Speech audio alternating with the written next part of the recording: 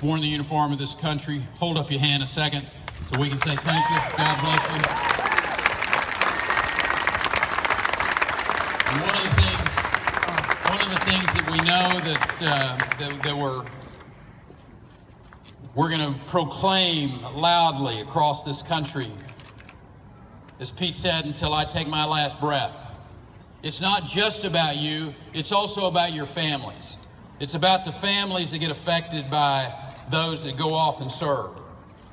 Miss Healy's here somewhere. Miss Healy, I want you to hold your hand up. We love you. Dan Healy's mom's in this audience somewhere.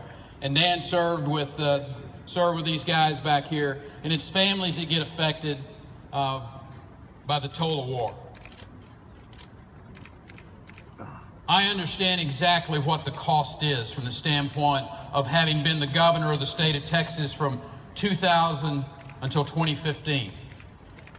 From 2003 until around 2010, I signed a letter a week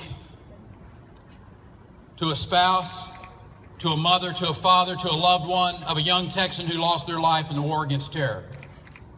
I've seen the cost of war on the faces of these young men and women and their families. We understand something, and that is that we need to do everything we can in our power to never put these young men and women in harm's way.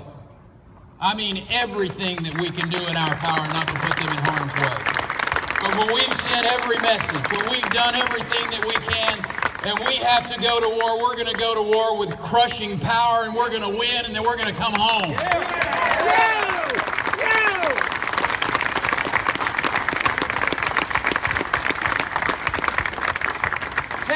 If you elect me your president, there will be an individual that goes to the Oval Office every day, committed to the military men and women and to the veterans of this country.